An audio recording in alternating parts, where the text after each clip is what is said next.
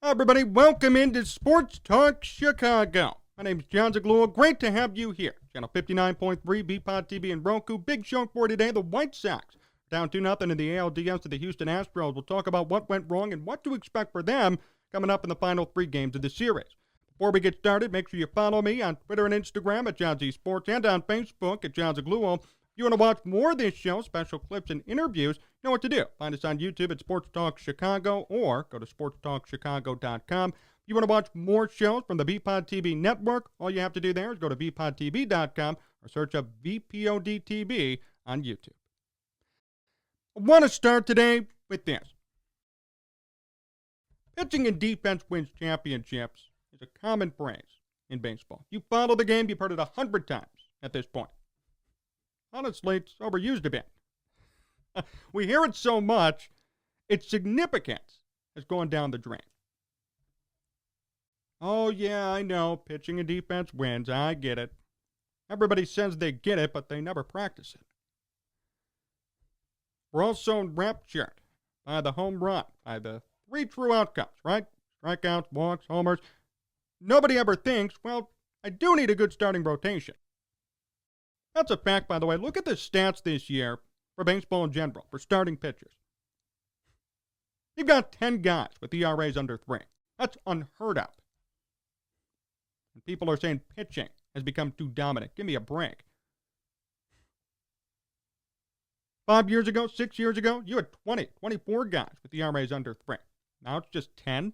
You have 1 guy in the American League with an ERA under 3. Are you kidding me? What is this, steroid era baseball? The point is, pitching is always important.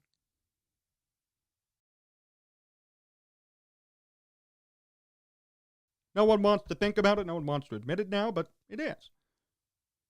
And it's in pretty high demand and short supply.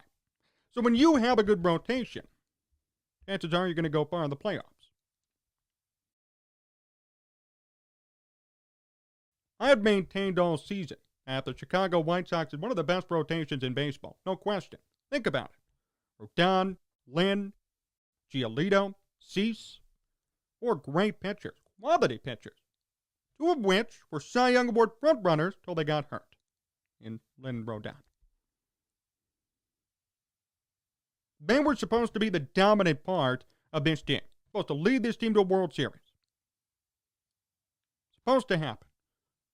The best rotation in baseball, hands down.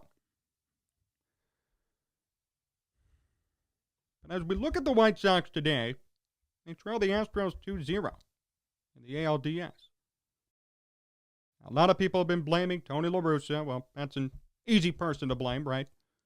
Well, I made a bad decision here. Shouldn't have done this. Shouldn't have done that. Why is he pitching him here? He hasn't been perfect. I'll admit it. I'm a La Russa guy, but I'll admit it. He hasn't been perfect. He's made some questionable decisions. Why is a Michael Kopech pitched?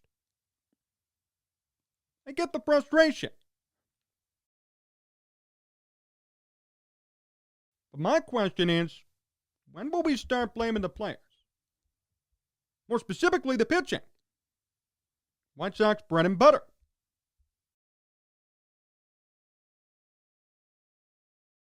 Lucas Giolito has an 8.31 ERA. Lance Lynn, 12.27. Those were the 2 starters for games 1 and 2.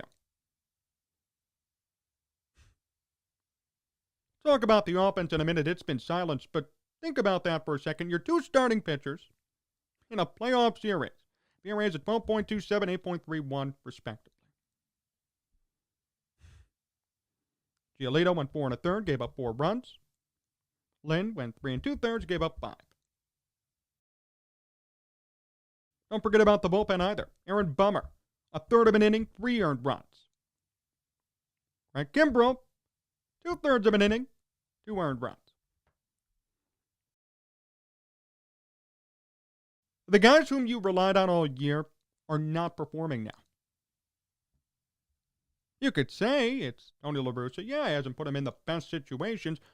Or you could realize that a lot of these guys just can't stand up to the moment, which we talked about many a time on this show. Maybe it'd be too big a moment. Maybe these guys are inexperienced, which they are. Don't blame them for not playing in the playoffs before. But to suggest that they have no responsibility for the team's current position is just flat out wrong. Offensively, there have been some bright spots, fortunately. Tim Anderson and Jose Abreu have been hitting the crap out of the baseball. They've done great. Luis Roberts hitting .714. But that's about it. And that's the problem. Adam Engel's done nothing. Garcia, Grandal, Hernandez. Listen to this. Engel, Grandal, and Hernandez have no hits. No hits at all. Sheets, too. Go on Baseball Reference and you go look at this series. They show side by side postseason stats and regular season stats. This White Sox lineup regular season was great 1 through 9. 7 guys in the lineup with OPS pluses above 100. We talked about that all season long. How is it possible they have so many good hitters on this team, so many above average hitters? They came through and really buried teams when the pitching wasn't there, when it was there. Now they can't hit. And the pitching, which served as the team's bread and butter, couldn't do anything. In Lance Lynn at a 2.69 ERA in the regular season. Giolito was 3.53. Now it's 8.31 and 12.27. We all know Craig Kimbrell was already bad since going to the White Sox, but I mean, even this is shocking.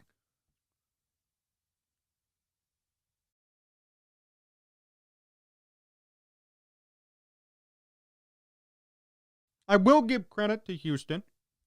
They're a great team. But you would have thought this could have been a better series. Closer. And all year we talked about this too. Everybody thought it'd be a collision course. Houston and Chicago. And sure enough, it was. I thought this could have been a 5-game series. And I expected the White Sox to win. They have better pitching. They really do. Lance McCullers showed out. ALDS didn't do well, but it didn't matter. And come on, when you look at this team, are you going to tell me you're intimidated by their starting rotation, intimidated by their bullpen even? Come on. Kendall Graveman? Really? ALDS? I mean, they have nothing. They have no pitching. That's been a consistent knock on the Astros, too.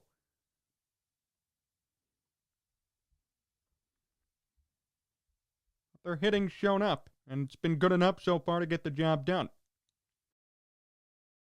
Alvarez, Brantley, Bregman, Correa. There you go. That's your explanation. 4 guys. 4 guys have single-handedly sunk the White Sox into this hole.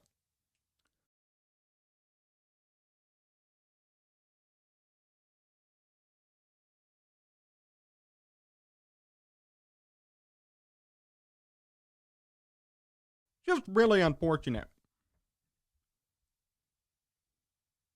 White Sox battled all year. Had a great season. 93 wins. Win the division. Oh, they faced bad teams. Oh, they didn't dominate as much as they should have. You do realize they had so many injuries. They lost a lot of key guys. Came back some, not all. Tim Anderson. On the IL how many times? Jimenez, Robert, they were out. Rodon and Lynn.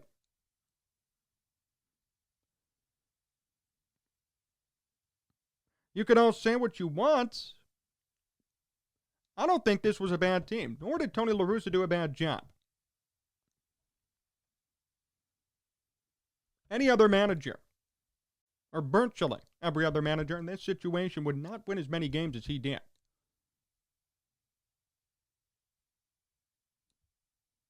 Wouldn't be able to balance the injuries on this team. Oh, there are a lot of teams, even in recent memory, that have good teams on paper that have too many injuries and just can't play.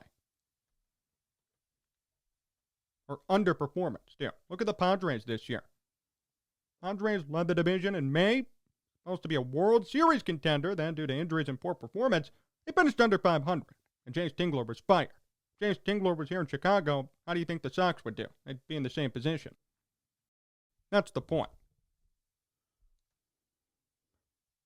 Like him or hate him, Tony La Russa's done a decent job with his team in managing injuries, managing personnel, putting out a good product on the field.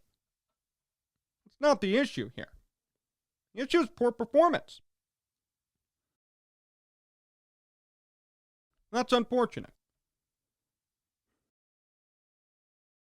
All of these guys worked so hard in the regular season to get to this point. Played well, put up some great years. Certain guys do, especially Lynn and Rodon. Yet they can't come through in this situation.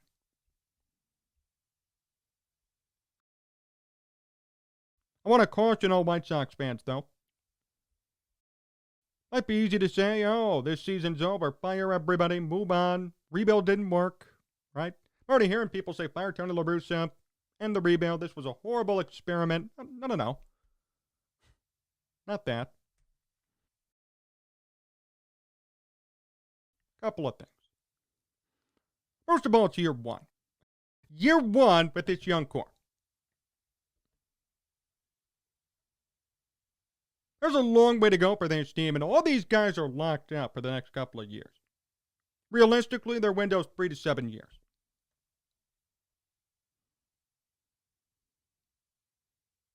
Not every team wins right away. Cubs didn't. 2015, 97 wins, NLCS, bounced. Next year, 103 wins, World Series in Game 7. This is a very young team with no experience, really. Even Jose Abreu, who's the leader of this team, it's his first playoff series now. None of these guys have postseason experience. None of them have even been in this situation. It's uncharted territory. Over time, if they can learn by losing, they'll be better later. That's just a fact. So it's not wise to panic and say it's all over, say it's all on La Russa, bad experiment. I've seen that a lot from Sox fans. It's just a matter of poor performance. Stain was a bit too big, and the Astros are a pretty damn good baseball team. Plain and simple. That's it. Really no other explanation. Astros are great. Powerful offense, and that outdid their pitching. They're leading the series. What are you going to do?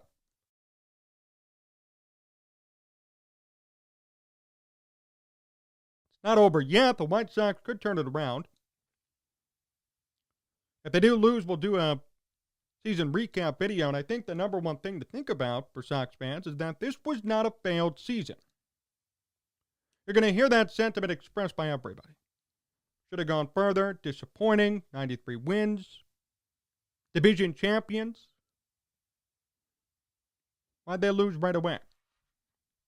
Well, poor performance and inexperience. But besides that, this was a great year for the White Sox. First playoff appearance in a regular real season since 2008. First division win since 2008. You face off against the Astros. You win 93 games. A lot of guys had great seasons. You move on to next year with the same core, same group of guys. Most importantly, you have experience now. See, next year would be inexcusable, right? Next year, if they went to the ALDS and lost, got swept, then I'd say there's a problem. Not this year, though. Next year, I think it should be World Series or bust. This year it should be too, but again, obviously, these guys are young.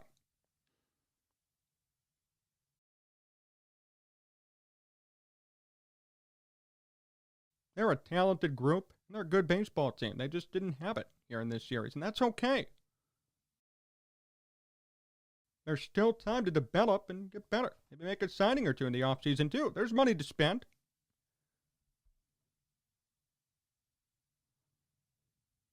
That's how this should be analyzed here. Can't get too hasty, White Sox fans.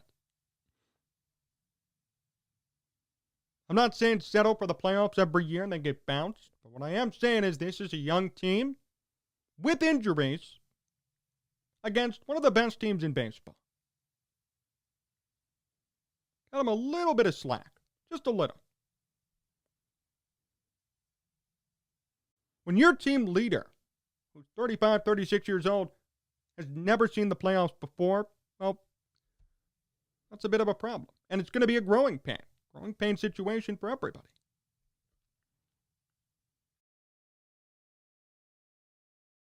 It's not easy to rise up to that moment. Now, there are individual players you could be pretty mad at. Craig Kimbrell. Why is Craig Kimbrell performing like this? I don't know. He is experienced. He's been here, done that many a time before. Won a World Series.